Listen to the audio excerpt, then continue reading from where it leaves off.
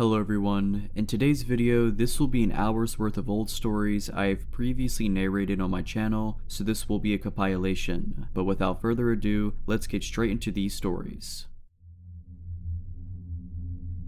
For background, I'm a 24-year-old woman living in Australia and work at an establishment that caters for an adult audience. One night, as my shift is coming to a close, one of the patrons asked me to buy a drink, which I accept because employer policy. I talk him up to a couple of expensive drinks for the two of us, have a quick conversation, and make my excuses about my shift being over, but he should come back to see me soon. He starts to gaze at me and it feels uncomfortable. He stands up and with his creepy grin asks to walk me to my car. I know never to put myself in that position and politely decline, and I tell him I might see him next time. I walk out past our biggest bouncer and the guy doesn't follow me. Great, nothing extraordinary, just standard par for the course of my profession. But sadly, this isn't where our story ends. For this creep, it's only just the beginning. I'm off for a week after that night, but when I come back into work, I'm told a patron has been coming in every night for the last week asking for me. Says he wants to buy me another drink. Naively, I think, oh great, a bigger pay this week, and get set for my shift. The night rolls on and who should roll in but our man of the hour, and he asks for me. So I saunter over and he buys me a drink. The whole thing I'm sitting there with him, he just has this creepy grin on his face. Not like a normal creepy grin, that's just normal.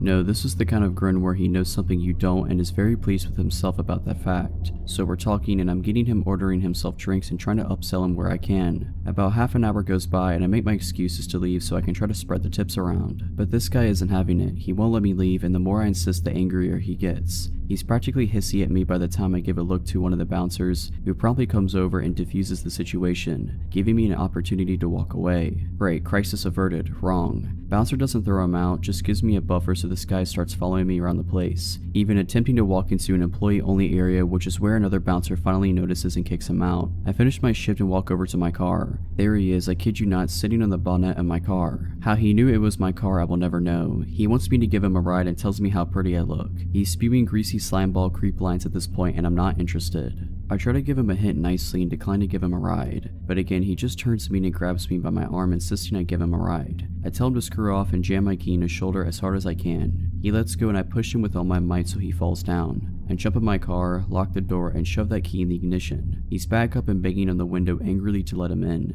And I mean hard, so hard I think his hands or my window might break. I gun the accelerator and I'm out of there. When I get 5 minutes down the road and I'm sure I'm not being followed, I pull over to the side of the road and call back to work. I tell them what's happened and alert them that the other girls need to be careful leaving tonight. As I hang up the phone, I break into tears. I eventually compose myself, pull back onto the road, and head home. I cry myself to sleep. Next morning, word has gotten around and owner calls me to make sure I'm okay. I assure him I am, but he insists I take some time off in case this creep comes back. He wants to put some distance between us. Makes sense. A week goes by, then two. He's coming in every night asking about me and being told I quit and don't work there anymore. I lie to get him to stop coming in, you know, but he just keeps coming in and asking, clearly not buying it, and then suddenly 2.5 weeks in, he stops. Great, I am really needing money at this point, so I'm happy to be able to go back to work the following week. Time goes on and everything seems to go back to normal. Same old chances, but the good kind that leads to higher paychecks. Abusive guy doesn't come back in, I'm happy. I start being forgetful though. I think I leave a door closed when I leave the house, but it's open when I get back. Lights on or off, food left out, things ending up in different places than I remember putting them sometimes moments before. I'm losing it, but it's probably just the stress of everything that's gone down. One of my close friends who works with me reassures me that it's normal after being grabbed like that and it will pass. This keeps up for a month until one day I head out to work, get 15 minutes down the road and realize I forgot some clothes I'll need that night at work. I head back home only to find the lights in my front room on and the TV visible as on from the outside. I really am losing it. Good thing I came back, I guess. I head inside, grab my stuff, make sure to turn the TV off and the light out and head to the door. Suddenly I freeze. There standing blocking the door is the creep that grabbed me. I'm stunned, jaw dropped on the floor. Then after what seems like a lifetime of standing in silence staring at each other, him smiling, I scream what the. I'm screaming for him to get out and ask him what he's doing here, how he knows where I lived, all in one jumbled mouthful of confusion. He just stands there with that smile on his face while I'm loudly freaking out but stupidly not moving. I start gasping for air in a mixture of panic attack and bewilderment, then he decides to speak in my wake. The words ooze out of him and leave me chilled. "Welcome home, honey, you're back early." A switch goes off in my head, I throw everything I have on me at him and sprint to the back door. I'm outski. I leg it faster than I have in my life, screaming bloody murder as I go. I hide in some bushes around the corner, tears running down my face, gasping for air. I check my pocket and my keys are still there. No phone though, I threw that at the stalker creep along with everything else. I sneak back to my house, jump in my car and nope out of there. I head to work, tell them what's happened and call the cops. Cops head to my house and send others to my work. Stalker guy is gone, but when they turn up, they search the house and turns out he's been living in my crawl space. I'm paranoid that's what all those doors and lights and misplaced things was about. I pack up whatever I can fit in my car while cops are still there, that they'll let me take, and I drive. Haven't been back since. I moved states, knew everything. This happened around 2006, when I was in my mid-20s and my sister, the unfortunate main character in the story, had just turned 21. At the time, she and her boyfriend lived with my fiance and I. On weekends, we went out to one of the 2 bars that had karaoke, air hockey, etc. This particular night, we were at the bar further out from where we lived in the city, a good half an hour by car. Everyone was having drinks, socializing with people we knew. It was one of those places, lots of regulars, singing karaoke, nothing out of the ordinary really. Except that night my sister started hanging out with these 2 older ladies who had a liquor store in their purses, and were quite sharing, although I didn't know it at the time. As she tended to drink a lot more than me, that was a score for her. Less money spent on drinks, but she ended up far more hammered than usual. Towards the end of the night, around 1:45, she was really very drunk. The aforementioned fiance, my sister's boyfriend, and I were in a heated air hockey game, planning to leave as soon as it was over. She walked up to us and said she was going to smoke a cigarette outside. Nothing unusual, everyone did until we were done. About 5 minutes later, we paid our tab and walked out, but she was not on the porch area where smokers congregated. Okay, weird, but not alarming. We went out back of the bar to check for her, inside in the restroom in the large parking lot. It is notable that this particular bar was in a business park, so there were multiple businesses that were closed, as well as the Mexican restaurant next door that had just closed as well. We searched, asked everyone that knew us and those who didn't if they had seen her. No one had. I asked the workers from the restaurant that were sitting outside as well. They seemed nervous when telling me they hadn't seen her, but I didn't think on that much until later. By then I was in a full-on panic after trying to call her cell about 15 times only to have it go to voicemail. Being a bit inebriated myself, I started searching for her. Went as far as to take off my heels and start running down the highway searching for her, as honestly there had been times she would start walking home in the past, though never from this place as it was so far away from where we lived. The fiance and her boyfriend thought we should go to the house to see if she got someone to bring her home. Seemed unlikely but not unheard of. We get home and she's nowhere to be found. Just as we were about to head back and I was going to phone the police, I received a call from the PD on my phone. They indicated that they had my sister, that there had been an incident, and I needed to get down there. We rushed to the PD where we were taken into a room with my sister. Her face was red from obvious crying and bruises were starting to show on her arms and chest. She said that when she told us she was going outside, she thought we said we were leaving then, so she walked to the car. After a few minutes, being drunk and tired, she sat down up against it to wait. A van pulled up and a young man was asking her directions to somewhere. She walked closer to try to explain when suddenly the back door flew open and 2 other men grabbed her and threw her in, taking off. They were rough with her, hitting her a few times while holding her down, saying they only wanted money. They snatched her purse from her, breaking the straps and searched it, quite haphazardly as they didn't find the $30 she had in it. After driving around a bit speaking in Spanish, she couldn't understand they pulled out a gun, making sure she saw it and put a bandana around her eyes, telling her that they'd let her go. She was driven to some woods by a neighborhood she did not know. The door was opened and they pushed her out, telling her to run, that if she took the blindfold off or turned around, they'd shoot. She ran and ran. Eventually she did take the blindfold off and came to the first door she saw, beating on it and screaming for help. The police were called, she was picked up, and now we are back to my being there, hearing what I feared had happened. Report filed, police did a search and did locate the bandana she ripped off, but as she was so intoxicated and terrified, she was not able to give a clear description of the van other than white older model or the 3 occupants other than young Hispanic men. The investigation turned up nothing as no cameras caught any of this. We even had detectives in our home who said, look, we need the truth. If you got drunk and just went home with someone and didn't want your boyfriend to find out, we will file charges against you. Aside from the bruises, broken person, or trauma, there was nothing concrete to go on. That was unpleasant. I am still fairly convinced someone at the restaurant knew something given their suspicious behaviors when I asked about her, but the police were never able to find that link. All said and done, the guys were never found. Eventually we just moved on, in different states. It's now just a story in our lives. It still makes me sick thinking of what could have happened, but thankfully it didn't. A little backstory, I was about 16 at the time, and I rode the public bus to and from school. This particular day, I had done some special effects makeup before the end of my classes, so I had fake blood running down my face and I couldn't be bothered to take it off before leaving school. Now I knew as I was boarding my bus, people would stare or ask questions, so I wasn't surprised when this man, who looked to be in his mid-30s, started asking about the makeup.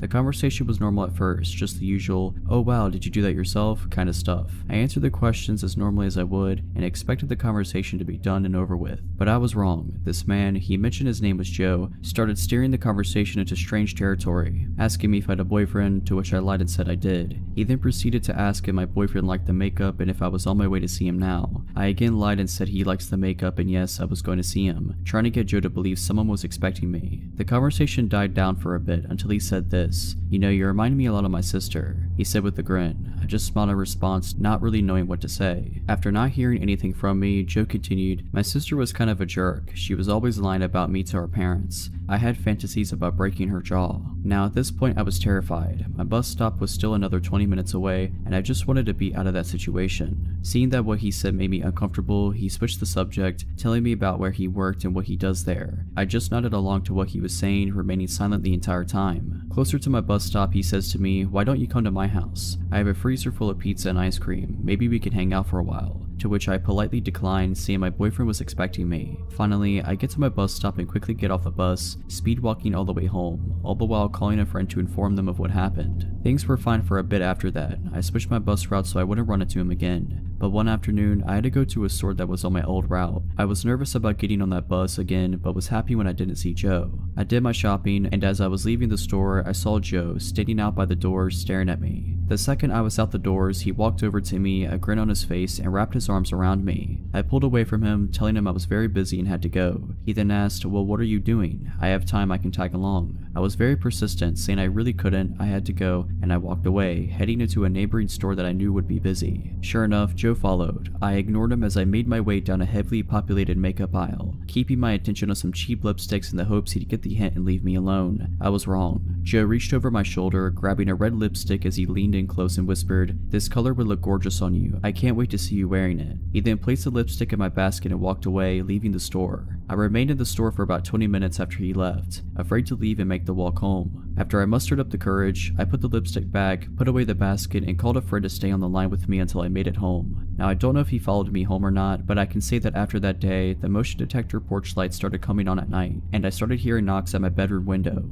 Thankfully, I moved shortly after and haven't seen Joe since. This happened 2 summers ago while I was house sitting out in California for an older couple I had met at a conference for work. It had seemed like a dream scenario. The couple wanted to vacation in Hawaii for 2 weeks, but didn't want to board their cats, and I had been chatting with them about wanting to visit California again, where they happened to live, because I had loved it for the first time I went, and we figured that we could mutually benefit if I came out and house sat for them. So I flew out there, and they showed me around for a few days, taught me how to take care for the cats, 2 of them, one that was extremely shy and I barely saw, which is important later, and their plants, gave me access to their house and cars. These people were so generous, and before I knew it I had dropped them off at the airport and I was on my own. At first, it was really the dream vacation. I was staying in Oakland and making forays into San Francisco, Sonoma, Monterey. In the mornings I could walk out the front door and shortly be hiking the paths surrounding nearby Mount Diablo, and I was just ultra content with the world. I was so enamored by the area that I had actually started looking into taking some steps to relocate out there even. But then one day, about halfway through my final week there, when I got back to the house I felt really odd, almost like I shouldn't go inside. I shook it off and went inside anyway because it was getting late and I needed to put out dinner for the cats. Once I was inside, I forced myself to ignore how off I felt, and I made some food for myself, went to bed, and was shocked to find the shy cat hiding under my bed and crying. This was the first time I had ever seen her close up. The entire time I had been there up to that point, she never left my host's bedroom unless she didn't realize I was around. Again, I ignored feeling weird and just assumed she had decided I was okay and went to bed. I did start locking my bedroom door that night though. I also remembered that about halfway through that night, I thought I heard someone walking around in the gravel outside my window, but after listening for a bit I didn't hear anything else and went back to sleep. The day after, in the morning, I still felt a little odd, but kept up with my plans for the day. I drove out to a little musical festival in Sonoma and went clothes shopping and had an overall great day. When I got back to the house though, I found the front door locked in a way that I hadn't left it. Basically, my host never locked the deadbolt, only the lower second lock, and that's the only lock my key worked on, so I never messed with the deadbolt, but it was definitely locked. So I had to call my host and find the hide key, which, to their credit safety-wise, was buried like a whole foot underneath a bush outside and had definitely not been unearthed for a long time. So I used that, went inside, and kept the key with me just in case it happened again. And it did, but with a different door. This time I had stepped out into the garage to get a drink, and when I turned around to go back into the house, the door was shut and locked. I could use my normal key on that door, but I was still getting pretty bewildered. My own cats are whack, so I think in my mind I was trying to come up with a way that the cats could be locking me out the house, but I was coming up empty. I decided I must have been misunderstanding how the locks worked and just wrote it off and started checking and triple checking locks when I went out of the house or into the garage. That night when I went to bed, the really awful feeling of unease was still there, and so was the shy cat, who was clearly unhappy to see me, but also wouldn't leave my room. But again, I just locked my bedroom door and went to sleep. The next morning I felt awful, nausea, body ache. I had no desire to leave the house, so I decided to stay in and Netflix for a day. This vacation stay was like a full 2 weeks, so I didn't feel like I was in any hurry to get all the touristy things in anyways. But as the days went on, I started to feel that feeling of wrongness again, and it morphed into feeling incredibly watched. Around mid-afternoon, it got to the point that I was so uneasy that, even feeling awful, I decided to get out of the house for a bit to shake it off. I was getting a bit low on food, so I went to the grocery store and bought a couple food items that I didn't think would hurt my stomach, and then I left. When I got to my car, I started crying and my entire body was telling me not to drive back to the house. I couldn't not though, because I didn't want to neglect the cats, so I drove back, parked in the driveway, and convinced myself after about half an hour to just go open the front door. Once I did that, I thought I would get over it and would be able to go in and at least feed the cats, and then maybe I'd go get a hotel room after, but my body physically would not let me inside. It was like I was stuck in the entryway. I then made a deal with myself. I would yell into the house saying I had already called the police and that they were on their way. In panic logic, I figured that would make anyone in the house leave, so I faced the inside of the house, looking down the hallway towards the bedrooms, and I did just that. The second I had finished saying, "They're almost here, so if you want to avoid being arrested, you need to leave now," the light in my host room turned on and I heard some banging. I immediately hightailed it back to the car, called the police for real, and proceeded to have a mental breakdown while talking to the dispatcher. Once they got there, they checked the house and didn't find anyone. The double doors in my host's bedroom were left wide open. I'm so glad the cats didn't get out, and there was a pile of food wrappers in the corner behind the blinds, so they said it looked like someone had been there. What makes it so scary to me is that nothing was taken, and that based on the shape of the house, that would have been the perfect vantage point to see me in the living room as I stayed home sick. To explain this, the house was in an L shape, and from the windows into the garden that were in my host's bedroom, you could see into the living room windows. Also, the minute the police were gone, they said they couldn't prove anyone was there, there were no signs of forced entry, and we couldn't get a hold of my host immediately to verify if anything had been taken, etc., which once they were back, they verified that nothing had been taken, so they said they'd patrol a bit but nothing else. The shy cat was right back into my host's bedroom and I didn't see her again until I left to go back home. So basically, I think the intruder had been there at least 2 days, forcing her to choose between two strangers and leading her to choose the one that was at least a little less strange, me. It messed me up pretty bad, especially because they didn't catch the person and didn't seem to have any desire to look, and I still had to stay in that house for the next 3 days. Nothing else odd happened and I didn't feel off the rest of the time I was there, but the damage was done. I've never felt completely safe in a home without doing a complete search before bed since, but I am extremely glad my gut spoke up. I guess I'd rather have some residual anxiety than be dead. So about 5 years ago, I, male 26 years old, set out to travel the world. Being straight out of college had left me dead, ever more desperate for any job I was overqualified for and generally depressed. I felt isolated and alone in my small town in Washington and found the only way to get out, travel. My high school buddy suggested I look into COMPILATIon and volunteering as a way to travel cheap, and so I did. The way it works is quite simple. You work for around 25 hours a week on some farm for food and housing. The draw is that since the community of cheap travelers is quite big, it is a great way to meet new people, get outside of your comfort zone and just let yourself live and figure life out. Fast forward 8 months and I'm a seasoned cow patty shoveler. I started out in Washington, Oregon and went south to California. California. There, I was able to save some money I was paid under the table for some extra work and was now faced with a decision where to go in the world. The excitement of being able to purchase a ticket to almost anywhere in the world got the best of me, and on the advice of my volunteering partner, I chose it at random. I went to a randomizer website and clicked the country button, Georgia. The country of Georgia. To say I didn't know anything about it was an understatement, but the fear of the unknown made it exciting and exotic somehow, and so I did it. I purchased a ticket and started browsing for a farm that could host me. There were a few options, and most were remote and hadn't even had an internet connection. I messaged every single one because few ever respond, and got a response from one farm on top of a mountain. The pictures showed a traditional Georgian stone house with a large garden out in the back, a family with several cheerful children, grandparents having dinner, animals. It seemed warm and inviting. The description was written in good English, and the requirements for work seemed reasonable. I was excited. After I flew into Tbilisi, the capital, I followed the instructions that they have sent to locate the farm, which wasn't an easy task. Few in Georgia speak English, the roads are screwed since few have been maintained since the fall of the Soviet Union, and the country is generally poor. It took me around 20 hours of Soviet buses and taxis, weird serpentine roads and paths to get to the desired blue pin on my map.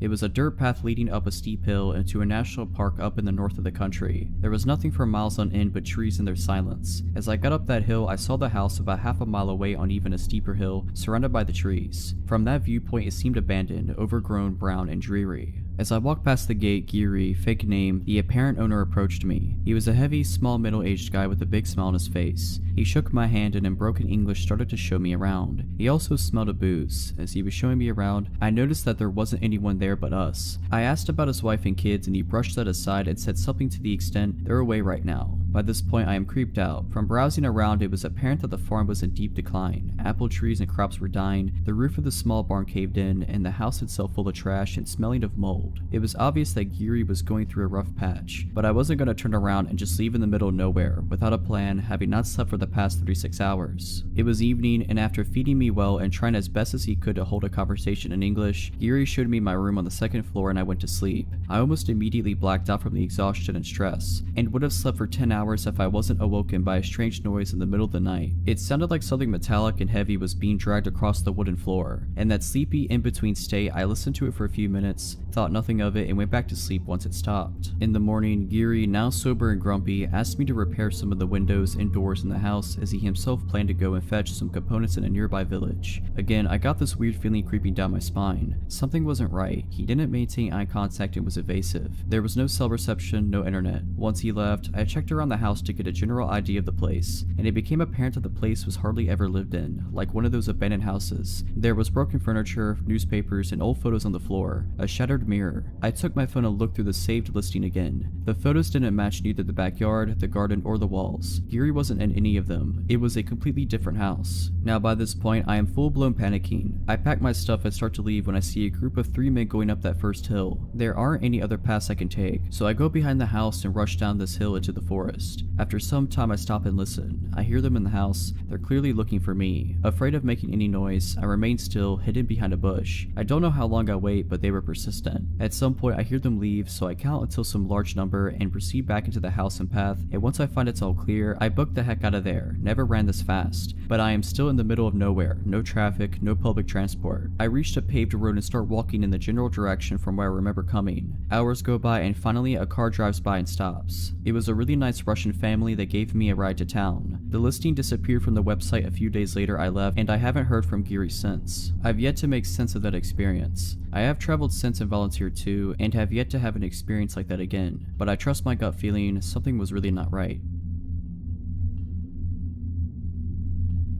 More than a few years ago, I was working as a burlesque entertainer in a gentleman's club. It was idly sitting at the end of the bar one night when a couple came in. Not unusual. I had no contact with them and thought nothing of their being there until later. A few days after that night, the doorman handed me a piece of paper that had 2 names and phone numbers written on it, Laura and Richard. I was supposed to call one of them, so I called Laura, who told me they had been the couple who'd been at the bar the other night, and they noticed me and thought I'd be perfect for a part in a movie Richard was producing. Would I be up for a meeting? Of course I would, who wouldn't? I was told Richard would pick me up the next night at 7 and to wear something wild. 7 o'clock came the next evening and I was ready in a white lace dress with ostrich feather trim when Richard showed up outside my building, so I went down, introduced myself, and got in the car. We agreed to go to a local bar I knew well from the meeting, but first we had to go back to his place so he could pick up some contracts he'd forgotten, so off we went. He went in the house and came back out with a few manila envelopes and an open bottle of beer, a brand that I didn't drink, plus it's against the law to drink alcohol in a vehicle here, so I stuck the beer into the window well of his Jeep and we went to the bar. At the bar, he showed me what were supposedly scripts from this movie he was producing. In some contracts, it looked pretty legit. Richard was very nice and I was interested. I'd made some plans to go out later with my soon-to-be boyfriend, so I excused myself to go call him on the bar's payphone, and took my Corona that I'd ordered at the bar with me to the bank of phones. As a dancer, I'd been taught by the other older girls to never let your drink out of sight. My boyfriend wanted to get going to another club, so I went back to the table where Richard was and told him I had to go. He didn't like that and tried a few different things to get me to go to the movie set with him, saying I could meet Mickey Rourke and check out the set, but all I really wanted to do was meet my boyfriend, so I declined, took Richard's card, and left. I never heard from Richard again, but a couple of months later, the police came around to the bar I was working at. They had 2 big books of mugshots and a stack of Polaroids with them, and they wanted to talk to all of us about a predator couple who had been setting up meetings with dancers by saying they were in the film industry, then drugging them. They showed me the 2 mugshot books and asked if I saw anyone I recognized in the pictures, and I immediately identified Richard and Laura. They then showed me the Polaroids, which were trophy pictures of the couple in the act of attacking the poor drug girls, and asked if I knew any of the victims and where they might find them, in order to talk to the girls. I only knew a couple of women in the photographs, but there were a lot that this had happened to.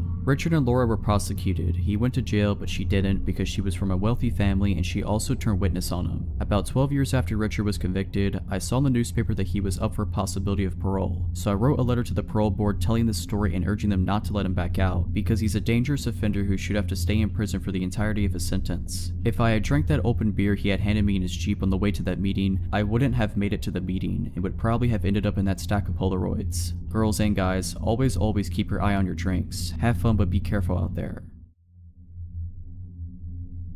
So this happened about a year and a half ago. I moved to Los Angeles 3 years ago. First time living on my own and I love it. Even with everything that happened, I still love living here. So I'm a smoker, on average about 3 to 4 cigarettes a day. So thankfully I'm only at a pack, like every 5 or 6 days, whatever. Math isn't my strong suit. Anyway, I live in a non-smoking building, so I have to step outside when I want to smoke. The first time I saw this guy, he was outside my building, sitting next to a dumpster. No big deal, probably just another neighbor I hadn't met. His name is Oz. The first time I saw Oz, I was having a cigarette outside, and he just glanced over at me every once in a while, but that's it. 2 days later, it's like 11:30 p.m. and I'm heading downstairs to smoke. I look at the lobby of the building and see someone underneath a blanket behind some chairs. I see a cord going behind the blanket bulge, so I immediately assume someone's in the doghouse for the night and charging their phone. I have my smoke, head back upstairs, and go to sleep.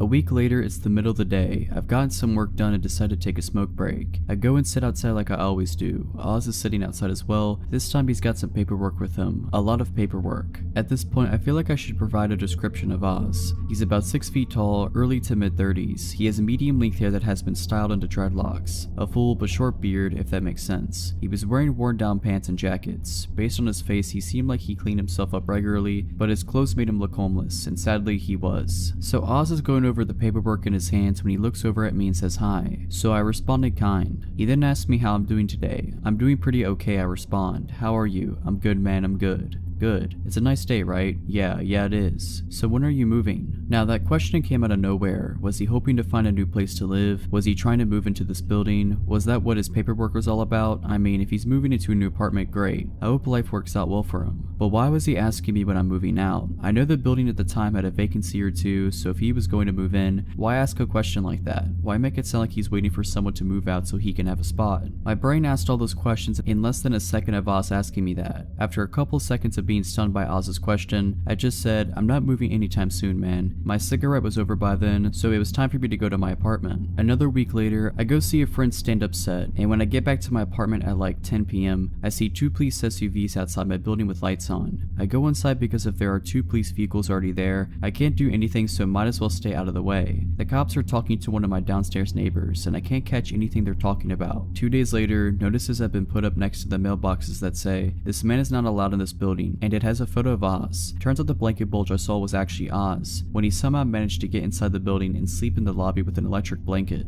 A couple of months go by and I don't see Oz. I honestly forgot about him by that point. When finally one day, Oz is there again, sitting outside the building with somehow even more paperwork. This time when he sees me, he's almost immediately hostile. So when are you getting out of here? What? I want my apartment back, man. I don't know what you're talking about. You stole my apartment and I want it back. I was so confused by this. I snuffed my cigarette out and went back into the building. This exchange pretty much repeated itself every few days for the next 2 weeks, each time making me more and more uncomfortable. On weekdays, I would get home very late, like anywhere between 11:30 p.m. and 2 a.m. Oz never had a predictable pattern to his appearances, so I started getting really nervous about going home. Like, I wanted to avoid going home so I could avoid being accosted by Oz. Finally, one Saturday after lunch, I step outside and have a smoke. Oz is there, and this time he's mad. He's saying that if I don't get out of his apartment by the end of the day, he'll get me. That shook me up a lot. I got back inside and stayed there. Around midnight, I decided to step outside and have a smoke, hoping against hope that Oz isn't there, but lo and behold, Oz is there. Wizard. He's sitting by the dumpster again, and I go to the opposite direction to inhale smoke. I see Oz go up to the stoop and stand in front of the door to the building. Great. When my cigarette is done, I head to the stairs to get into my building. Oz steps to block me from getting to the door. Excuse me, I say as I try to go past him, but he stops me. You ain't getting in here, he says. Why? Because you don't live here. Yes, I do. No, you don't, man. You don't live here. Yeah, I do live here. Now please move out of my way. Maybe if I stay kind, he'll let me go home, but no, he doubled down. Nah, man, you can't get in here because you don't live here. For the last time, I live here. Prove it, man. You got paperwork? Yes, I have a lease. Where? I was getting really irritated at this point, so my answer started becoming really cold. Like I was getting pretty rude to this guy. I don't carry it with me everywhere I go. Now move aside and let me in. No, now you need to get out of here. Move. Nah, now you need to get out of here or I'm calling my security team. No, you need to move or I'm calling the cops. Do it, man. My security guys are already on their way. They're gonna screw you up.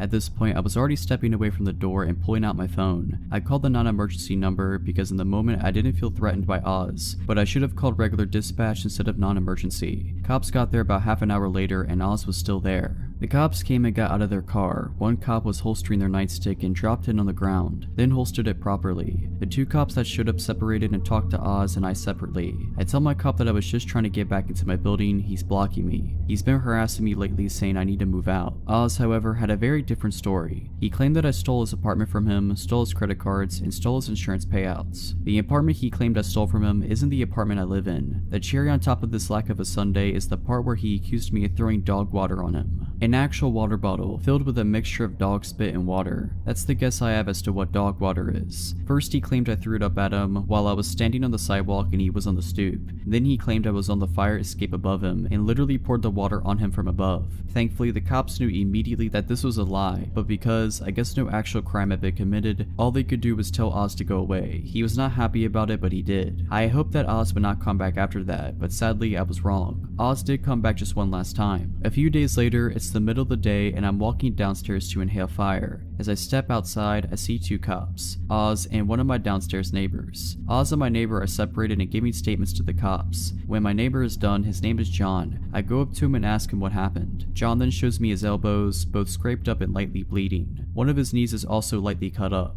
Oz also had a couple of bruises and light cuts on him. John tells me that as he was trying to enter the building earlier, Oz was standing right outside and tried to force his way in. John stopped him and tried to tell him to leave. The two got into a small fight and the cops were called. I decided to sit outside with John while everything is being figured out and while John is waiting for his wife, a nurse, to get home and look him over. The manager of the building is called and helps the cops to look at the security camera footage for the front of the building. After looking at it for about 10 minutes, the cops and manager return. Sadly, the fight took place outside of view of the cameras, so it became a case of he said, so all the cops can do is tell Oz to leave once again. Since then, I have not seen Oz anywhere near my building, and a sign has been put up outside the building stating, "This building is not open to the public, no unauthorized entry," which is both comforting and disconcerting.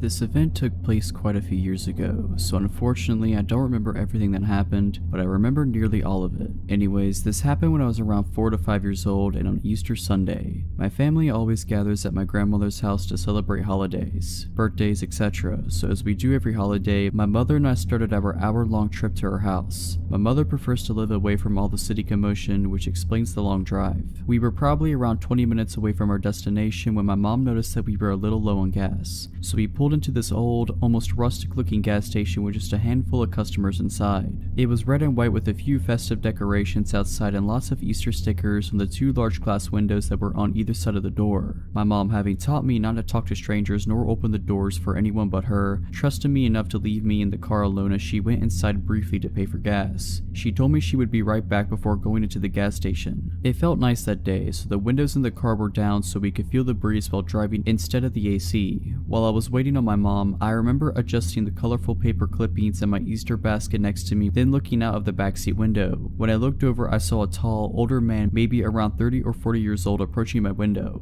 He crouched down slightly and looked at me. "Hi there, what's your name?" I remember him saying. At this moment, I remembered that I wasn't supposed to talk to strangers, so I told the man that my mom says I shouldn't speak to strangers. He then replied with, "Well, we could be friends then. My name's Charlie, and now that you know, I guess I'm not a stranger now, huh?" At the time, I thought he was right. In my mind, I thought, since a stranger is someone you don't know, this man wasn't a stranger anymore because I knew his name. The man and I had a short conversation that I don't quite remember. All I remember is him telling me that I had a nice Easter basket. At this point, I started to get a sick feeling in my stomach, but being a child, of course, I didn't know why. My mom then walked out of the gas station and noticed the man immediately and began approaching the car quickly, asking the man what he thinks he's doing. The man seems to panic and he pulls my door handle violently. He quickly realized that it was locked, thankfully, and proceeded to reach into my window and grab me by one of my wrists and attempt to pull me out. This obviously scared me a lot, causing me to panic and pull him against on instinct. This caused him to let go and take off running. My mom quickly ran to the car and I unlocked the doors. She grabbed me and pulled me into an almost painful bear hug, then inspecting me closely, repeatedly asking if I was okay. I ended up with a slight bruise/redness on my arm where he grabbed me, but other than that I was just shaken up.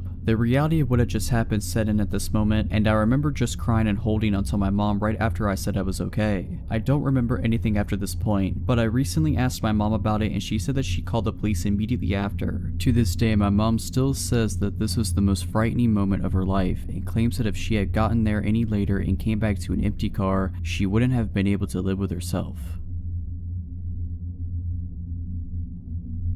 I am a female and now 23. This happened around the time that I was 15 years old. Around this time, it was my sophomore year in high school, so little backstory to help understand the story I'm about to tell. I was involved in my high school color guard. We are a part of band except we don't play instruments. We would spin colorful flags. We also use rifles and sabers in our performances. Around this time, it was the fall and we were practicing our show, doing a lot of reruns to try and perfect it before our usual competitions. Normally, practice would start at 4 and end almost at 9. Side note, I didn't live close to my high school like most people that went there. The drive would take at least 15 minutes max. Walking from my house to school would take an hour and taking the bus would take 45 minutes. My brother at this time worked late hours and my parents didn't get off of work until midnight, so my next best choice was the bus. The neighborhood wasn't the worst, but it also wasn't safe to be walking home at night. So on this night, I was saying goodbye to my friends and not wanting to bug them for a ride, I walked to my bus stop. I had my cell phone and started scrolling through Facebook. I would occasionally glance up and look at my surroundings. I noticed a car slowing down in front of my bus stop, but it immediately signaled to make a turn to my left. I didn't think much about it since there are houses behind that bus stop. It wasn't weird until I noticed this car doing that again and then again and again. I found this odd. It wasn't until he had basically passed by me for the 7th time that he finally parked on the curb by my bus stop. That's when I got a good look at him and then I took in his appearance. This happened a couple of years ago, so my memory isn't great, but I do remember he was Hispanic and reminded me a bit of an uncle of a friend of mine. He spoke his first words to me that sent me panicking. To translate what he said to me in Spanish, it was basically him saying, "Hey, come over here. Do you need a ride? Hop in, I'll take you." He kept saying that for a good 5 minutes and then suddenly drove off. I then let out a breath I didn't know I was holding in. I was trying to calm myself down and tell myself it was over, but I knew it wasn't and I was right. His car showed back up and the thing about my bus stop is that there is a house behind it, except before the house there is a good amount of space with just dirt. Cars can actually go in this space and I've seen it before. He parked behind my bus stop. At this moment I was already thinking about how to get out of the situation. I was frozen in place, not fight or flight but freezing. The worst thing to ever do. At this time this big guy was close by and was walking his pit bull on a leash. In my frozen state I knew this was my only chance and fought to get the words out. It was my only chance to save myself and I'm so glad I spoke out. "Excuse me, could you please stay with me? That man in the car right there won't leave me alone. I'm very scared. Please stand by my side." My words choked up and I was shaking at this point. The guy was kind-hearted and agreed. He stared down the man who at this point had his window up and began reversing. He drove off and the guy stayed with me till my bus came. At this time it was 9:59. I know that some of you might ask, why didn't you go back to your high school? Well, at this point no one was really there. Mostly everyone had been picked up. I had a cell phone, but no one was going to be able to pick me up. This was my only transportation, and that time I didn't know about Lyft or Uber. I'm not even sure if it was a thing back then. Overall, I'm just happy to have been saved by that kind-hearted guy. Because of him, I am here and able to share this story of mine. I'm still shaken up at the memory of it because of the scare it gave me. After that incident, I asked for a ride for the remaining of that season. Sometimes, even when you don't want to bug people with rides, it doesn't hurt to ask. It's better to be that annoying person than finding yourself in my situation. Stay safe when taking the bus at night.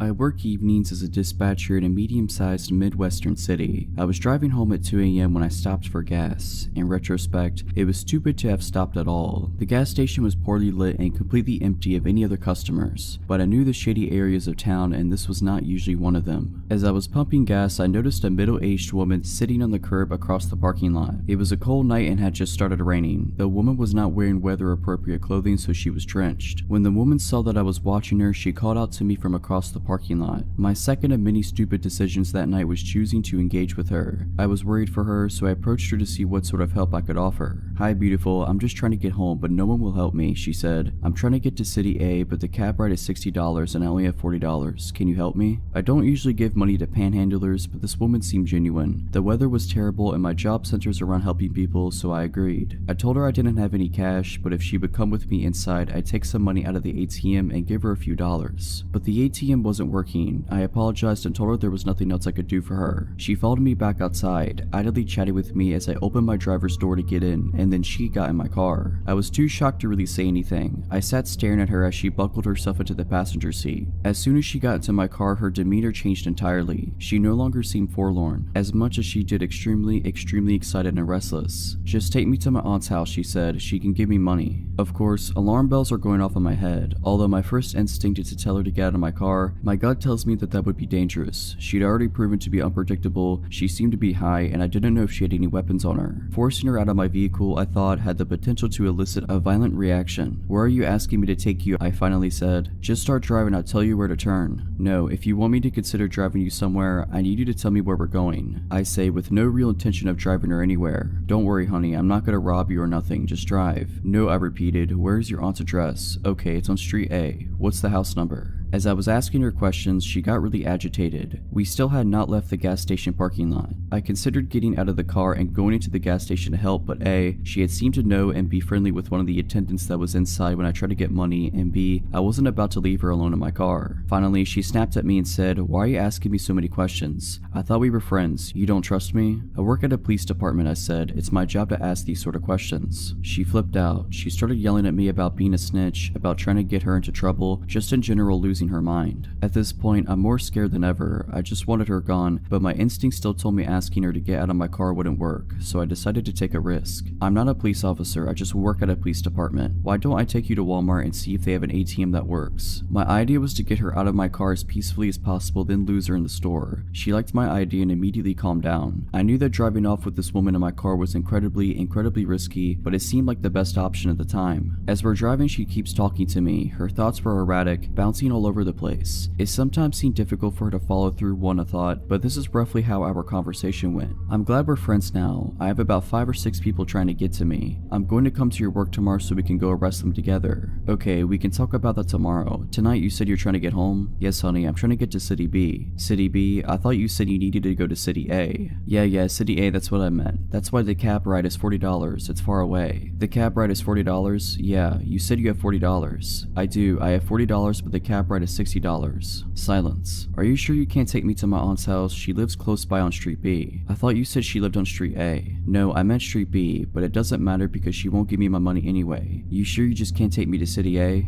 It was obvious that this woman was utterly full of it, because the details of her story were constantly changing. When we pulled into the Walmart parking lot, she finally got out of my car, only after I got out first, and followed me into the store. I told her before we went to find an ATM I needed to use the restroom. My plan was to call the police from inside a stall stall, but she followed me into the bathroom, and that's when things got really weird. She grabbed the crook of my arm and whispered into my ear, "If you don't got any money to give me, that's okay, but let me ask you something. Do you want to do it in the stall?" I told her no as forcefully as I could manage, bolted into a stall, and locked the door as fast as I could possibly manage. As soon as I had a barrier between us, I said, "You know, I have some friends at the police department that can probably help you better than I can. I'm just gonna call them and we can figure this out together." Again, at the mention of the cops, she started screaming at me. I just kept reiterating that the police would help her. She snapped at me that she was just going to leave and stormed out of the bathroom. But it wasn't over. I waited to make sure she was really gone. Sure enough, not 60 seconds after she left, she came back into the bathroom and started banging on the stall door. And she said something that scared me more than anything else. "Hey, come back to your car with me. I left my beer in your car." I blatantly tell her that no, I saw her get into my car and she had absolutely nothing with her other than the clothes on her back. After that, she left the bathroom again and didn't come back. I waited a good 5 minutes before exiting the bathroom. I immediately found a manager who called the police for me. Thankfully, I was in a different police jurisdiction from the one I work in because I was mortified at how entirely stupid I had been the whole night and would have died of embarrassment if any of my coworkers had responded. The officer that responded took my statement and advised me to be more careful in the future. He said that sometimes panhandlers turn violent, and that just recently there had been a report of a woman who matched my description assaulting a good Samaritan that had stopped to try to help her. I definitely learned a lesson on stranger danger, and I'm lucky to have come out not harmed. I'm glad my stupidity didn't kill me. This happened a few years ago when I was around 20 or so. I was hanging out with my buddy Matt at my apartment, located in the downtown area of a medium-sized Midwestern city. We were drinking whiskey, watching comedies, playing tunes, etc. He mentions that he has a close friend, Emily, who used to live in my apartment building with her mother. She now lives across the street from me, and he thought it would be a swell idea if we met because apparently we are very similar and I was single at that point in my life. He rings her cell and tells her to come by my place. She arrived at my apartment and I instantly became fond of her. She was hilarious, very pretty, and a musician just like me. She was around 30 or 10 years older than me. My friend Matt was 35. I've always had friends that are much older for some reason. We played songs together and laughed hysterically for hours. Matt decided to go home, leaving us two alone. We chilled for a while longer, ended up making out, and I got all of her contact info before she told me she's going home and that we should meet up soon. Over the next few weeks, we developed a strong relationship, and we hang out almost daily. I would throw some pajamas on and walk across the street and we'd get wasted and watch movies. It was awesome. After arriving home from my 10-day trip to New York City, things got really weird. The day I returned, she asked if she could come over, so I unpacked my stuff and then told her to stop by. She rings the buzzer, takes the elevator 7 floors up to my apartment, and lets herself in. I was talking nonstop about all the awesome things I did and people I met in New York City, and I could immediately tell she didn't want to hear any of it. She would change the subject every time I brought it up, and eventually she said, "Can you stop talking about New York? I really don't care." I was surprised to hear her speak like this. The Emily I had been getting to know was not like this. She was caring and passionate and an amazing person, so I thought. Fast forward to a few nights later. I had just gotten home from a working 12-hour shift and I collapsed in my bed, ready to pass out for the night. It's about 9 p.m. and I get a text from Emily that says, "Hey, what's up?" I don't feel much like replying at that moment. I am too exhausted and our last hangout was too weird for me to comprehend, so I am still trying to decide how to deal with that. I plug my phone into my charger, turn the lights off, and fall asleep. Bang, bang, bang. I wake up to somebody pounding on my door and screaming at the top of their lungs. "Open the door, let me in now." My entire apartment reeks like cigarette smoke. I grab my phone from beside my bed, my heart beating a million miles per hour. 27 missed phone calls, a bunch of text messages, all from Emily. I scan through the text while she's still at the door screaming, trying to break my door down. The most recent text from her is a long one claiming I'm a bad person for not responding to her text earlier, and that she's coming over to beat me up. For not doing so, she still had a key to the building still from when she used to live there. I get out of bed and nearly having a panic attack and try to decide what my next move should be. Should I open the door and calm her? Should I call the police? Should I just ignore her? I decide to open the door. She begins wailing on me, swinging her arms trying to hit me. She was smoking a cigarette and there were 3 cigarette butts on the ground next to her. Smoking indoors was prohibited in my apartment building. She was very obviously on some sort of drug. She kept screaming at me, telling me how awful I am for not responding to her text message, slurring her speech and losing her balance. I was somehow able to calm her down and I took her to the roof of the apartment building, which had a pretty nice little enclosed picnic table area. We sat beside one another. She was quiet now finally. She kept asking me how I could be such a jerk and that I need to explain myself. The look in her eyes was pure evil as she spoke to me in a calm demeanor now. I said to her, "Emily, I don't ever want to speak to you again after tonight. This whole scenario is absolutely insane. You need help. Let me walk you home." I take her home and return to my apartment to attempt sleeping, at which I do not succeed. A couple days later later, I return home from work and there is an envelope taped to my door. I open it and it's a handwritten letter from Emily apologizing and saying that I'm a beautiful human who doesn't deserve an evil person like her in their life. There was a literal candy bar attached to the envelope, one that I had never heard of that she always told me I needed to try. I never spoke to her again. From what Matt tells me, which, by the way, he always knew she was a problematic person, she's a heavy user of crack now and is working as a food runner in a restaurant nearby. This happened on Saturday. My girlfriend, Tess, my puppy, Jack, and I are all getting ready for a road trip. We're planning on meeting some friends at their house and then starting the trip from there. On our way to their house around 11 a.m., a white car with all tinted windows cuts us off and brake checks us close enough that I had to slam the brakes and swerve to avoid an accident. In the immediate fury, I honked and flipped the driver off. I wish I hadn't done this. Immediately, the driver rolls down his window and waves his hand over. He slows down to go back to the other lane so that our cars are parallel to one another. The driver is gesturing wildly and yelling at us while we continue driving down the avenue. I proceed to make gestures to calm down and then try to ignore him and continue driving. He continues driving next to us. Eventually, I try speeding up and he revs in front of me and tries brake checking me again. At this point, I swerve to the other lane and he again slows down to match my vehicle's speed. He is still gesturing and screaming while I try to ignore him. Suddenly, he reaches in his lap and I notice he is holding a glass bottle. He throws it and it shatters at the side of my vehicle. Tess is hysterical at this point and the pup had hidden under the passenger seat. I go into adrenaline mode and try turning into different streets as the chase ensues. He is following close behind when he throws another glass bottle that shatters against my back window. I tell Tess to call the police as we speed down a 2-lane street and up a hill. She calls 911 as I come to a stop at the light at the top of the hill. The guy chasing us slows down to a stop behind us. Suddenly, he hops out of his vehicle and in my rearview mirror I see him reach back into his car and grab something and puts it into his shorts. He begins walking towards the side of my car as the car in front of me drives away. I noped out of there, slammed the gas and turned into the next avenue. Within a minute, he has caught back up to us as I am now on speaker with 911 explaining the situation and giving them the details of his car and appearance. Tess is crying as we speed down a busy avenue, weaving in between cars at 20 above the speed limit.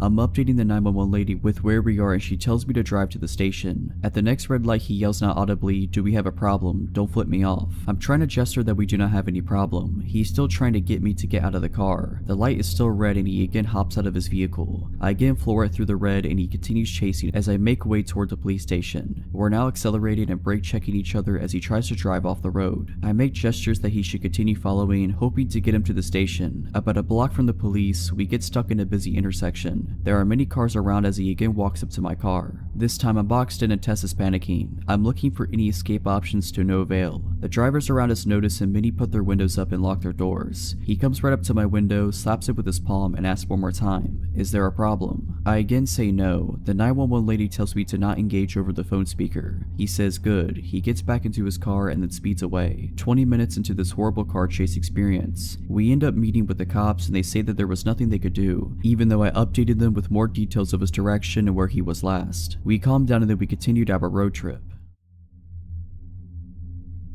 So a 20-year-old female, lived in a shady apartment complex in an otherwise rich, suburban area for 3 years. This story is about a neighbor that I'll call Bob. A little backstory: me, 18 years old at the time, and my then 16-year-old sister used to babysit all the neighborhood kids. These kids considered us their friends, and it got to where they seemed to have a radar of when me and my sister went outside. They'd come out and talk to us, and we let them ride our skateboards and such in the parking lot. The kids were ages 8 to 13. So one day we were outside with them and we were joined by a stranger. He stood between us and our car, towering over us. He introduced himself and asked us to sign a petition he made up.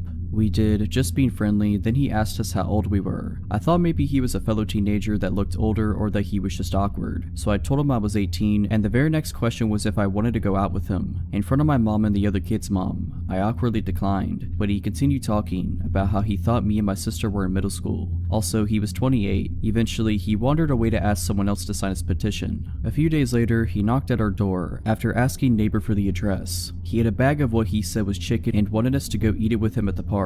We declined because we both had schoolwork to do. He walked away and he was mumbling about how antisocial everyone was. Later, we look out our window and see him playing baseball with 2 girls. He kept physically moving their arms to different positions even though they shrugged away from him. Next day, one of the kids runs up to me. I'll call her Maddie. She's 8. She's got a new pair of Heelys and wanted help with them. I was holding her hand and guiding her along when Bob appears and says he can help better. Maddie says no, but he insists. He pushed me aside and reaches for Maddie, holding her tightly around the upper chest area. Her grandma was there too and flips out. He wanders away. The next day, Maddie's freaking out, saying Bob was just sitting on her porch when she left for school that morning. Her parents found out, and as they walked outside, he let himself in, and they said he went to their kitchen to make orange chicken. We later found out another neighbor had a similar story. Another time, we were helping a family move. They have a 2-year-old son. The garages are in a triangle shape to the road, almost a roundabout. There's a flat patch of grass behind them. Well, here comes Bob to help us. He criticized the way we packed things and didn't help until our neighbor politely asked him to leave. Well, he left the garage, but instead of leaving, he asked the 2-year-old if he wanted to play. The kid said no, and it made him mad. He picked up the kid to play, and the kid slapped him. He asked the kid if he wanted to go behind the garages to play ball, so I go with him and guide the kid to his mom. The climax of the story is when me and my sister went on a walk with our 17-year-old friend and her other friend. Maddie found us and wanted to come along, so we are starting our walk when Bob comes out. He sees our friend and asks how old she is and how much she weighs because she's so skinny. He asks where we're going. My friend tells him we're going for ice cream on a girls trip.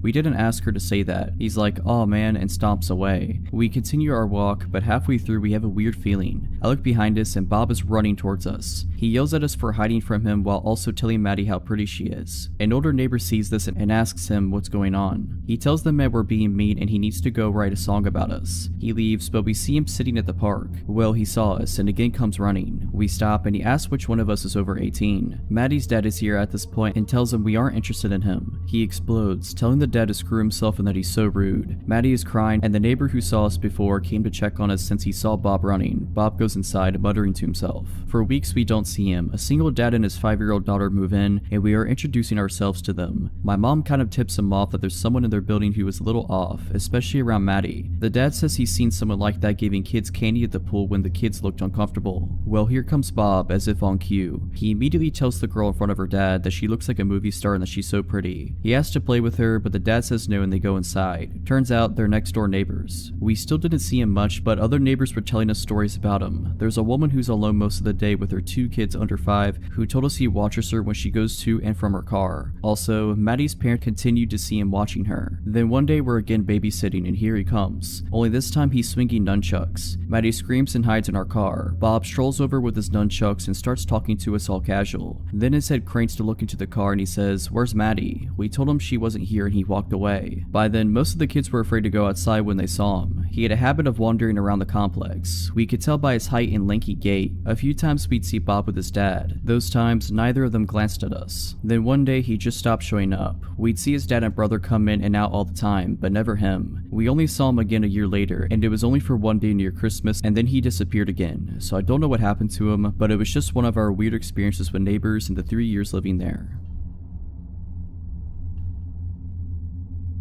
On Friday afternoon, I got a call from my friend named Sarah asking if I wanted to meet her and another friend named Lisa at Dunkin' Donuts as we hadn't seen one another in a while. Dunkin' Donuts is a 15-minute walk from my house, so I decided I would walk. Besides, the weather was fine. I got to Dunkin' Donuts and found where Sarah and Lisa were sat, so I went to join them. As we were chatting, I noticed that my sister, Alina, was sat at a table in the corner of the room with her friend, Jess. For some context, my sister and her friend are both 18 years old. My sister still lives with my parents, whereas I live alone. I excused myself from the table and went over to Alina and Jess's table. They were sat at a table with 3 seats, so I went to sit down and said hey. They both jumped a little bit, but then looked more relieved than anything to see me. Immediately, Alina whispered to me, "Don't look now, but the guy in the blue shirt, I think he's following Jess and I." I glanced over and saw the middle-aged man sat at a table facing away from us. He's passed our table a good 5 times in the past 20 minutes to go to the bathroom, but he walks slower as he passes us, she continued. I told them that they were most likely being paranoid and that there was nothing to worry about, but for their peace of mind, I offered to leave with them so they wouldn't feel as worried. I walked back over to my table and explained the situation to Sarah and Lisa. Both of them laughed it off and assumed my sister to be paranoid. Literally about a minute later, I saw the man get up from his seat and walk towards the bathroom. My eyes followed him and sure enough, he walked extremely slow past Alina and Jess. In fact, it was almost comical how obviously slow he became. Both Alina and Jess looked in my direction and I nodded to show that I had seen him walk slower. About 5 minutes later, I went into the toilets. On my way, I passed Alina and Jess and told them I was ready to leave whenever they were. They both agreed that they were ready to leave now. I told them that I was just going to go to the bathroom and that we could leave after I had done my business. Alina had come in her car, so she was gonna give me a lift back. I went into the toilet stall, did said business, washed my hands. I was walking down the corridor back into the main eating area when Alina and Jess rushed into the corridor. I asked them what's up and they explained that another man had joined the strange creeper men and that the men were both pointing and staring at them, so they rightfully felt unsafe. We walked back into the eating area. I put my money on our table and explained to Lisa and Sarah that I was taking off and I would explain what was going on when I got home. We all got into Alina's car and left the creeps in the car's rearview mirror. After a 2-minute drive, we reached my house. Just then I remembered that I had been meaning to return something I had borrowed from my mother, so I asked if Alina could drive me to my parents' house as she was going there anyway. I jumped at the car to get what I needed when my phone rang. It was Alina. She explained that a car had driven past and had pulled into a driveway. She said the driver of the vehicle was the creep from Dunkin' Donuts. I looked out of my window and sure enough there was a car which didn't belong to the owner of the house parked on their driveway. I got the girls into my house and locked the door. I instructed Alina to take a photo of the car and its license plate, and I told Jess to call 911 as she gave the operator more information than what I could. Alina took the photos and we sort of gathered around Jess as she was speaking to the operator. She had finished telling the story and I heard the operator assure us that the police would be at my house soon. A few minutes passed and there was a loud knock at the front door followed by a loud voice shouting, "It's the police." We all did a sigh of relief as I went to open the door. Jess told the operator that the police were here and she hung up. I was in the process of unlocking the door when I thought to look through the spy hole at the top of the door. I peered through and it wasn't a police officer, it was the same guy. I froze in fear and I didn't know what to say. We didn't call the police. I managed to shout back to the man through the door. Alina and Jess were both confused as to why I said this. "We had a call, sir." The man shouted back, "You have the wrong address." I yelled back and informed the girls that it was the creep at the door and not a police officer. Both were rightfully shocked and extremely scared, as was I. I was about to tell Jess to call the police again until I heard the sirens. "Sir, you have to let me in." The man shouted again. This time I didn't answer. He was pounding on the door. His commands for me to let him in turned into begging and pleading. I heard the police car pull up and some commotion outside. An actual police officer knocked on the door and I let him in. Yes, I checked the spy hole first. The police officers took the man into custody while another police officer took Alina and Jess into the dining room for some brief questioning. I called my parents and Jess called hers. Both were here extremely quickly once we told them what had happened. The man was found with a kitchen knife on his person and some other weapons in his car. Who knows what could have happened if I hadn't looked through the spy hole first. Both my sister and her friend are fine, just shaken up after the whole incident.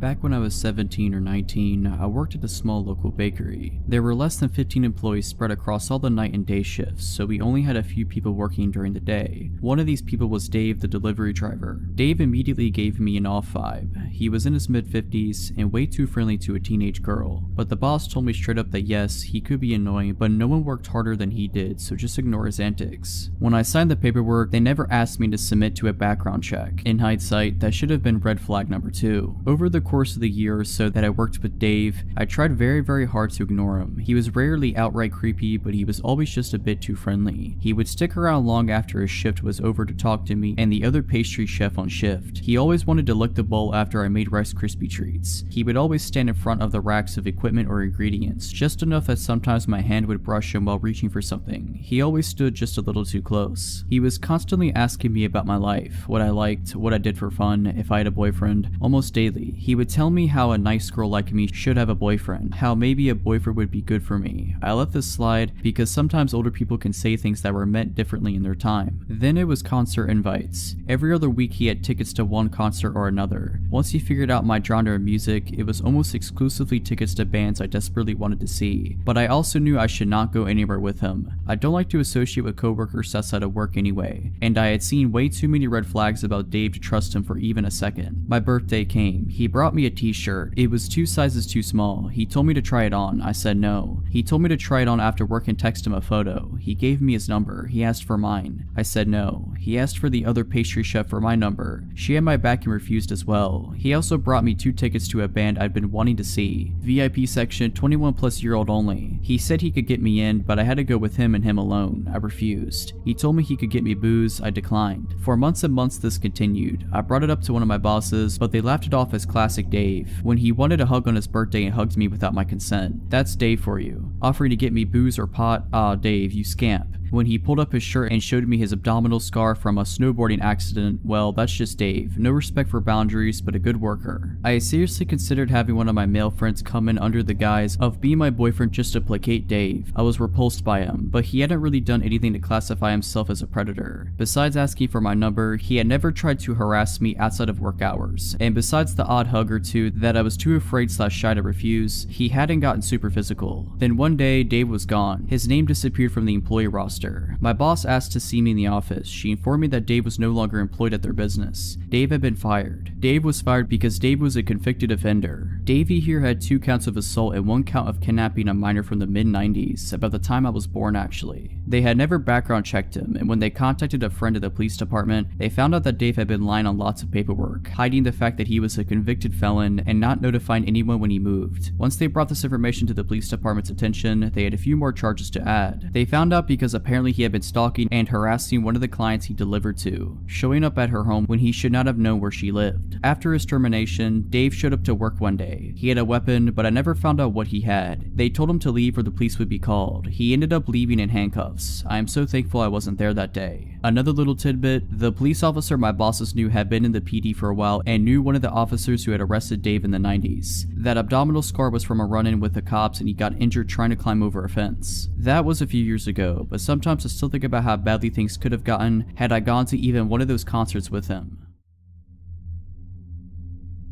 This happened when I was a bartender about 4 years ago, but I think about it often and has changed the way I operate throughout life. I now refuse to go to any store alone after midnight. For the story's sake, I will tell you that I was 25 and a blonde at the time. On a busy Friday night, I was bartending with the bar manager and he had noticed that they were very low on some bar necessities after the dinner rush. Lemons, limes, bitters, that kind of thing. So I was sent out to go to a 24-hour grocery store down the road to pick up the odds and ends that we would require to get us through the weekend. I picked up everything that was asked for me without trouble at the store, until I got to the liquor aisle. There were 2 country-looking guys that were probably around my age in the aisle and they were staring at me and whispering to each other in a way that made me uncomfortable, as I assumed they were making comments about me. All pretty innocent so far. Before they could approach me, I grabbed what I needed very quickly and power walked to the self-checkout. I really booked it out of there because when you're a bartender, it's kind of like you are on stage and are required to be charming and interact with people that you otherwise absolutely wouldn't be able to tolerate unless you're getting paid to. Thus why I am not a bartender anymore. I get to the self-checkout and the 2 guys are on me. I'm scanning my stuff and they use the scanning station next to me. I get a better look at them now that they are right next to me. One is taller, muscular, and average looking. The other is shorter and more plump. They both looked dirty and their eyes were completely bloodshot, not sure if they were high on something or had already been drinking for a while. They continued to stare at me and our eyes awkwardly met, so I did just a polite smile to them. The taller one starts trying to talk to me. Hey, looks like you're ready to party, huh? I replied with something like, yeah, something like that. It's not for me though. They walk closer to me and ignore their responsibility to scan their items. Oh, must be for your boyfriend, huh? I flash a polite smile again and roll my eyes slightly, like this is your hint that I'm not interested. The taller one continues to try to talk to me. You could come hang out with us tonight. We could show you a real good time if you know what I mean. I reply with, no thanks, I'm good. I have plans already. Well, the tall one starts to get upset that his moves aren't working like he hoped and starts using a more threatening tone and moves very close to me, like 2 inches away, but I ignore him, staying focused on the scanner. I don't think he had showered in a few days by the smell of him. He gets a little louder and says, I see how it is. You probably only screw doctors and rich men like that. You think you're too good for us. We can show you that you aren't. We can teach you a lesson. Now, I'm not sure in what context he meant, but it definitely wasn't good. Still not looking at him, I turn away so my body is blocking his view of my purse, which I set on the scanner to grab my 4-inch pocket knife out and slide it up my jacket sleeve in case I need to protect myself, acting like I am searching for my wallet. I do this, however, in view of the self-scan worker standing at her podium and look at her with wide eyes trying to communicate that I do not feel safe and I might need help.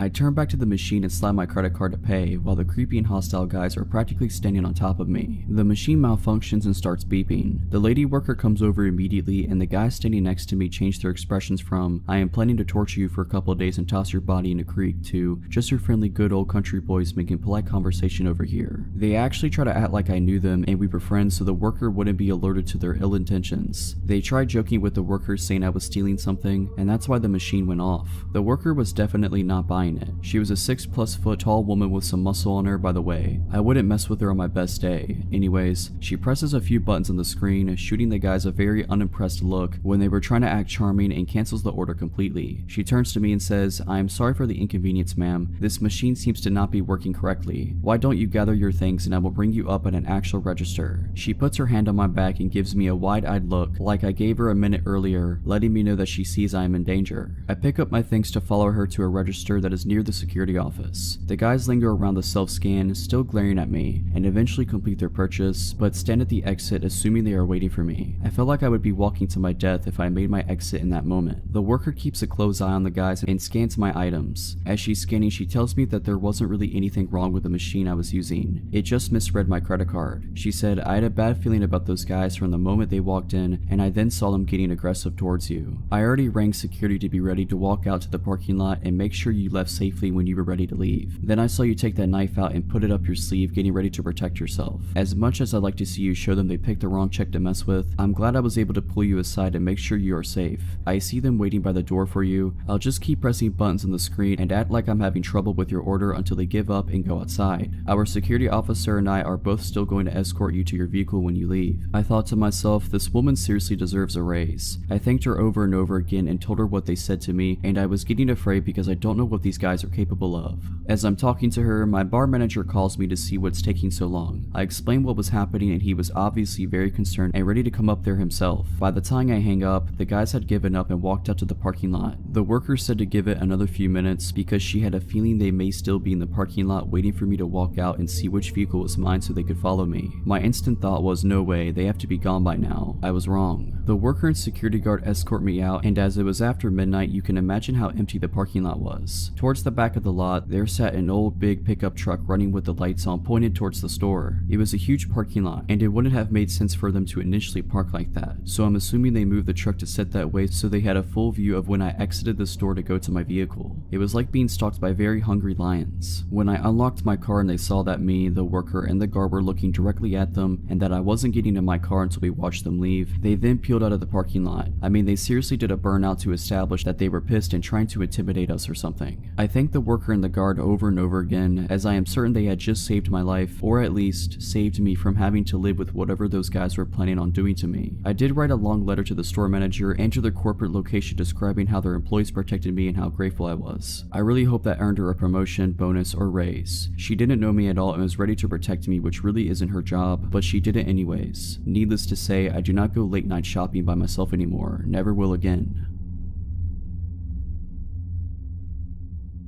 This is my brother's girlfriend's story. She doesn't have a Reddit account, but I've told her about this subreddit and she wanted to share her story because it's creepy but also a good lesson to learn from. I go to a school in a big city that is one of the least safe cities in the US. I chose this school for nursing and definitely not for the location. I live in a row house off the campus with 4 other girls. Cheaper and nicer than dorms, or so we thought. I guess you get what you pay for. We're all sophomores in college. As you would guess, we go out and drink, come back to do things we don't remember. We had just started our rent in August. 3 floors plus a basement which was padlocked by the owners. Understandable, we would definitely have parties down there to avoid immediate cleanup. The house was great, amazing location to the school and work. I am a CNA who works odd hours, important for later. It was not expensive and in good condition. I had never lived with that many people before, just one roommate, so before we definitely knew if one of us had misplaced or changed something. I started to notice my snacks were either half gone or completely gone. I was getting annoyed, but a house with many people, it's too much work to go and figure out who ate what, so I ignored it. Slowly, we started making comments about someone eating our food, but passive aggressively. We all just let it go because none of us want a whole house fight. I work until about 11 in the NICU. I get home at about 11:30 mostly on weeknights. I started to notice pants left out or snack wrappers around. I thought it was odd cause none of my roommates had done that before, but just thought, oh, they probably drank a bottle of wine then went to bed and forgot all about this. Again, my roommates started making comments. This time we started to ask because it was getting annoying that all of our food would disappear and things being left out. I knew it was one of them, but no one wants to admit that they ate someone else's snacks in college. We chalked it up to the girl who always smokes and eats her weight in food. She swore it wasn't her. This went on for about 2 months. It got more obvious that someone was clearly taking everyone's food. It definitely had to be the girl that always smokes. I see her eat her whole snack pantry in a night. Come to find out it was not her. One night at work, I was about to get off, but a situation happened and I ended up leaving about 12:30. I took the bus bus home. I got home and was about to collapse. I wanted to go to bed ASAP. I walked in the front door and the stairs are directly in front of you. You can also see down the side into the kitchen. I walked in and saw someone in the kitchen but was way too tired to say hi. I thought it could end in like a 30-minute conversation about nothing, so I went straight upstairs. When I got to the second floor, I noticed all of my roommates' doors were closed, which always means they're either all in their room for the night or asleep. I got a weird feeling, just something that made it click.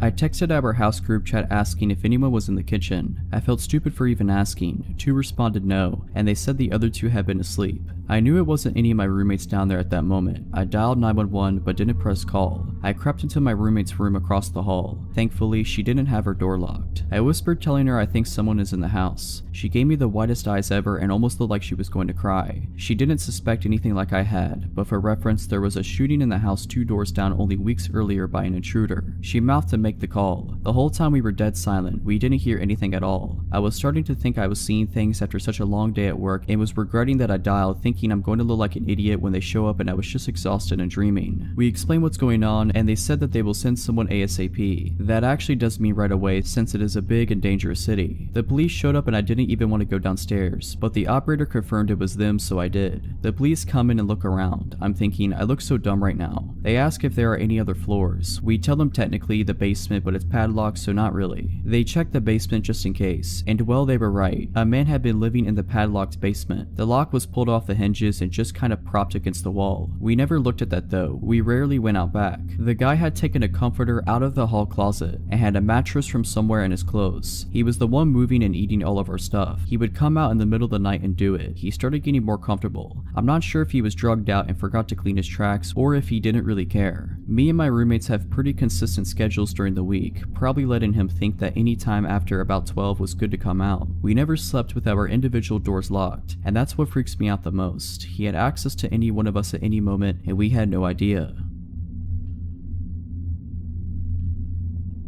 A little backstory. When I was 19, I lived with my mom in a ranch-style house on a road that backed up to a large field. On the other side was the main highway. About a half mile down from me was a loony farmer, and about a mile on the other side of me was pretty much a drug house. I guess someone used to live there, but it was run down. I will say that they were pretty quiet. Other than those 2 houses, we were isolated. At the time, I was working full-time and going to school full-time. One of my classes ended at 10:30 p.m. I often wouldn't get home that day of the week until about 11:15ish. I was driving home one night and I noticed some guy walking down the road. He had a yellow shirt and track pants. I remember his outfit because it was weird. It wasn't weird to see people walking down my road because of the whole drug house thing, but I instinctively looked over at him when I drove past. He turned and smiled and waved, which freaked me out. So I speed the half mile home and pull into the driveway, weirded out. I made sure all the doors and windows were secure and then sat on the couch to be a paranoid freak and wait to make sure the dude walked past my house. Except he didn't, and there was another guy with him, dressed in darker clothes. They actually walked up my driveway and started playing around with my car, testing the handles and stuff. In my hurry, I forgot to grab my phone from my car, so I was kind of worried that's what they were after until the guy in yellow started approaching my door. I'm freaking out, so I go and wake my mom up. She's bleary and I'm trying to explain the situation when we both hear the doorknob turn very slowly. Good thing it was deadbolted. She got out of bed, walked to the door, and then yellow shirt knocked. I perched up on the couch so I could get a good look at him and his friend, still in the driveway. The porch light was on because of the sensor. Yeah, my mom said, "You dropped your wallet." I told my mom that I had my wallet, it was in my purse. So she calmly told him that she had her wallet and it was too late to be knocking on people's doors. I remember perfectly what he said next, even though this was about 6 years ago. Okay, I'm not a bad guy, just so you know.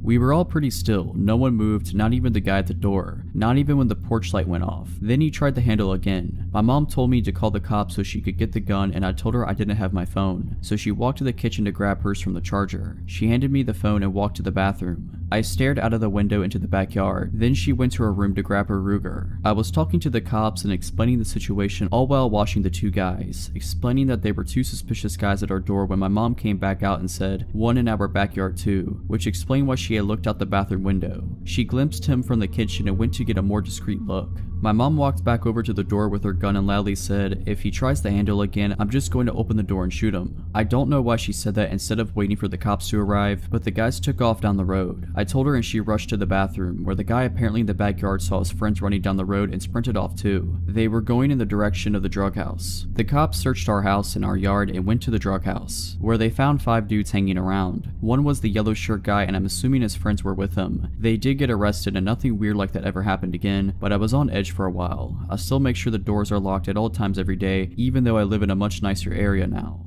Alright, so that's it. I hope you enjoyed this compilation. Let me know down in the comments below if you want to hear another one of these compilations every once in a while. But as always, have a nice day.